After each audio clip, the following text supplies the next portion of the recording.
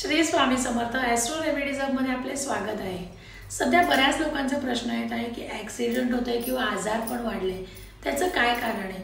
तेव्हा जेव्हा कुंडलीचा गोचरीने अभ्यास केला तेव्हा लक्षात आलं की ज्योतिषशास्त्रानुसार वक्री मंगळ जन्मकुंडलीतील ग्रहस्थितीनुसार विविध प्रकारचे फळ देताना दिसत आहे। वक्री मंगळ हा सामान्यतः उग्र, जिद्दी आणि आक्रमक स्वभावासह काही विशिष्ट परिणाम प्रत्येकाच्या आयुष्यात घडवत आहे। त्याचे परिणाम व्यक्तीच्या कुंडलीतील भाव, राशी आणि इतर ग्रहांच्या योगांवर अवलंबून आहे। तर 7 डिसेंबर 2024 रोजी मंगळ ग्रह कर्क राशीत वक्री झाला आहे आणि 24 फेब्रुवारी 2025 पर्यंत या स्थितीत राहणार आहे। मंगळ हा ऊर्जा, साहस आणि शक्तीचा कारकग्रह आहे आणि त्याची वक्री चाल प्रत्येक राशीवर वेगवेगळे परिणाम घडवू शकते। पुढे प्रत्येक राशीसाठी संभाव्य प्रभावाची माहिती मी आज तुम्हाला इकडे सांगणार आहे, त्यामुळे प्रत्येकाने शेवटपर्यंत हा व्हिडिओ बघा आणि आपल्या राशीनुसार किंवा भावानुसार आपल्याला हा मंगळ काय फळ देणार आहे ते पहा। जर आपल्याला सकारात्मक परिणाम पाहिजे असतील तर वक्री मंगळ असल्यास व्यक्ती अधिक साहसी, धैर्यशील आणि महत्त्वाकांक्षी होऊ शकते। व्यक्ती आव्हानांना सामोरे जाण्यास सक्षम असते।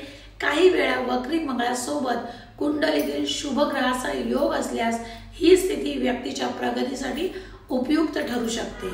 जर नकारात्मक परिणाम बघायचे झाले तर व्यक्तीला रागावर नियंत्रण ठेवणे कठीण जाऊ शकते। मंगळ जर 2nd, 4th, 7th, 8th किंवा 12 हाऊस म्हणजे 2, 4, 7, 8 किंवा 12व्या भावात असेल तर वैवाहिक जीवनात अडचणी येऊ शकतात। वक्री मंगळामुळे अपघात, दुखापत किंवा अचानक संकटांची शक्यता वाढू शकते।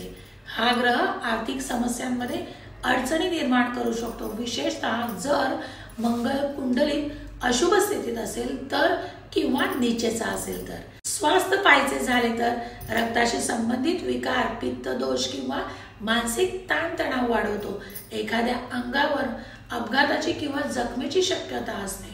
सगळ्यांसाठी उपाय सांगायचे झाले तर मंगळाच्या अशुभ परिणामापासून बचावासाठी नियमित हनुमान चालीसा पठण करा, मंगळ बीज मंत्राचा जप करा आणि मंगळवारी शक्यतो उपवास करा, नाहीतर नॉनव्हेज तरी खाऊ नका, त्यामुळे तुम्हाला शुभ परिणाम मिळतील। त्याचप्रमाणे मंगळवारी मारुतीच्या देवळात जा, रुद्राभिषेक, हवन किंवा मंगळ शांतीचे उपाय करा। आता आपण राशीप्रमाणे वक्री मंगळ काय फळ देईल ते पाहूया। मेष रास, मंगळ वक्री असल्यामुळे तुमच्या आत्मविश्वासात वाढ होईल, परंतु मनात अस्वस्थता जाणवू शकते। कौटुंबिक जीवन आनंदी राहील, परंतु वाहनांच्या देखभालीवरील खर्च वाढू शकतो। आरोग्याची विशेष काळजी घ्या। वृषभ रास, आत्मविश्वास वाढेल, परंतु मनात चढ उतार येऊ शकतात। आईच्या सहवासाचा आनंद मिळेल, परंतु जोडीदाराच्या तब्येतीची काळजी घ्या। मिथुन रास, मन अशांत राहू शकते, त्यामुळे स्वतःवर नियंत्रण ठेवा। कुटुंबाचे सहकार्य लाभेल आणि शैक्षणिक कार्यात यश मिळेल। कार्यक्षेत्रात अधिक मेहनत घ्यावी लागणार आहे। कर्क रास, संयम राखा, कारण मन अस्वस्थ राहू शकते। कामाच्या व्याप्तीत बदल होऊ शकतो आणि अडचणी निर्माण होऊ शकतात, त्यामुळे काळजी घ्या। सिंह रास, मन अस्वस्थ राहील, चंचल, अस्थिर राहील आणि आत्मविश्वासाची कमतरता जाणवेल।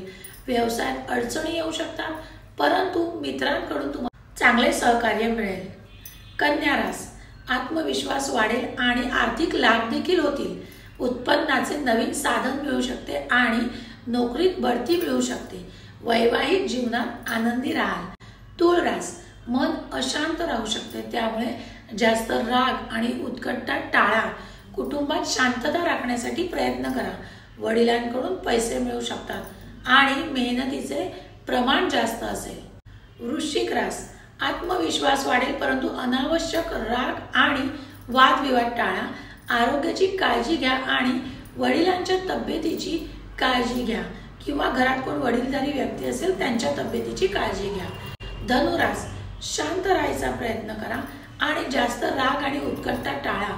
आत्मविश्वास उंचावेल आणि नोकरीत अधिकाऱ्यांचे सहकार्य मिळेल। विकासाच्या संधी मिळू शकतील, परंतु आरोग्याची काळजी घ्या। मकर रास, करिअरमध्ये नवीन संधी मिळू शकतात आणि मेहनतीचे फळ मिळेल. व्यवसायात लाभ होऊ शकतो आणि नवीन योजना यशस्वी होऊ शकतात.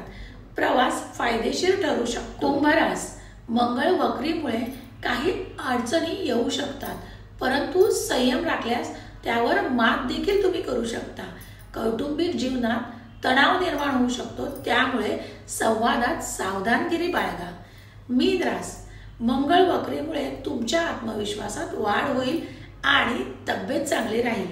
विद्यार्थ्यांना परीक्षेत यश मिळण्याची शक्यता आहे आणि जीवनात सुख समृद्धी येऊ शकते. आता आपण राशीनुसार प्रभाव पाहिला. आता वक्री मंगळाचा भावानुसार काय परिणाम होईल ते पाहू. फर्स्ट हाऊस म्हणजे प्रथम भाव, लग्न भाव. अशा व्यक्ती साहसी, ऊर्जावान असू शकतात, आक्रमक होऊ शकतात. चेहऱ्यावर जखम होण्याची शक्यता आहे. रागावर नियंत्रण ठेवणे महत्त्वाचे आहे. आत्मविश्वास प्रबळ असू शकतो, पण अति आत्मविश्वासाने नुकसान होऊ शकते.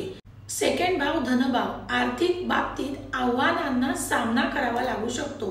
कौटुंबिक कलह होण्याची शक्यता आहे. बोलण्यावर संयम ठेवा. वादविवाद टाळा. जमिनींशी संबंधित व्यवहारात लाभ ठरू शकतात. थर्ड हाऊस म्हणजे तृतीय स्थान, पराक्रम भाव. साहस आणि मेहनतीत वाढ होऊ शकते. लहान भावंडांशी मतभेद होऊ शकतात. नवीन उपक्रमात यश मिळण्याची शक्यता आहे. प्रवास फायदेशीर ठरेल, पण त्यात सावधानगिरी बाळगा. फोर्थ हाऊस म्हणजे सुखस्थान. कुटुंबातील सदस्यांशी मतभेद संभवतात. घर खरेदी किंवा वाहन खरेदीत अडथळे येऊ शकतात. आईच्या आरोग्याची विशेष काळजी घ्या. फिफ्थ हाऊस म्हणजे पाचवे स्थान, पुत्रभाव. विद्यार्थ्यांना अभ्यासावर लक्ष केंद्रित करण्यात अडचणी येऊ शकते. मुलांशी संबंधित काळजीचे प्रसंग उद्भवू शकतात. प्रेम संबंधात ताण तणाव येण्याची शक्यता आहे. गुंतवणुकीत नुकसान होऊ शकते. सिक्स्थ हाऊस म्हणजे सहावे भाव, ऋण, शत्रू आणि रोग आपण इथून पाहतो. ऋण फेडण्यात यश मिळेल, म्हणजे कर्ज तुम्ही फेडू शकता लवकरात लवकर. शत्रूपासून सावध राहा. न्यायालयीन प्रकरणे म्हणजे कोर्ट कचेरी तुमच्या मागे लागू शकते, पण तिकडे तुम्हीच जिंकाल.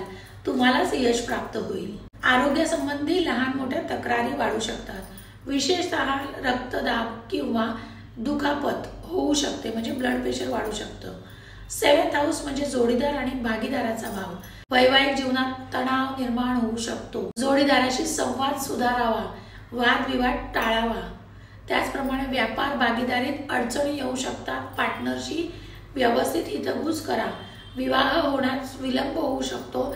अडचणी येऊ शकतात. एट हाऊस म्हणजे आठवा भाव, आयुष्य, मृत्यू आणि रहस्य भाव. अचानक आर्थिक लाभ होण्याची शक्यता आहे. वारसा हक्क, विमा यातून फायदा होऊ शकतो.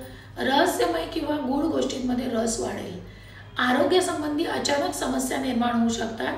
अपघाताची शक्यता आहे. वाहन चालवताना सावधानगिरी बाळगा. आणि असंही प्रत्येक राशीच्या लोकांनी ज्यांचा 8व्या स्थानाशी संबंध आहे मंगळाचा, त्यांनी नेहमीच वाहन चालवताना काळजी घ्या. रोज हनुमान चालीसा बोला. नाईन्थ हाऊस म्हणजे 9वा भाव, भाग्यभाव. धार्मिक आणि आध्यात्मिक क्षेत्रात अधिक रस निर्माण होईल. परदेश प्रवासात अडथळे येऊ शकतात. भाग्य कमी प्रमाणात साथ देऊ शकते. जास्त मेहनत आवश्यक आहे. गुरुसोबत वाद होण्याची शक्यता आहे, त्यामुळे गुरूंचा आदर करा. त्यांना एकही शब्द उलटून बोलू नका. 10th हाऊस 10वा भाव, कर्मभाव. करिअरमध्ये संघर्ष पण मेहनतीचे यश मिळेल. वरिष्ठ आणि सहकाऱ्यांशी चांगले संबंध ठेवणे आवश्यक आहे. व्यवसायात नुकसान होण्याची शक्यता आहे, त्यामुळे निर्णय घेताना सावधानगिरी बाळगा. सामाजिक प्रतिष्ठेला धक्का लागण्याची शक्यता आहे. 11th हाऊस म्हणजे 11वे स्थान, लाभभाव.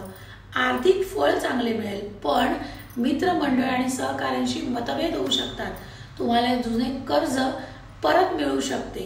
त्याचप्रमाणे इच्छित लाभ मिळण्यासाठी थोडी प्रतीक्षा करावी लागणार आहे. 12 हाऊस 12वे स्थान, व्ययभाव. अनावश्यक खर्च वाढेल. आर्थिक नियोजनात दक्षता घ्या. परदेश प्रवास फायदेशीर होईल, पण त्यात अडथळे येऊ शकतात. मानसिक तणाव जाणवू शकतो. ध्यान आणि योग फायदेशीर ठरेल.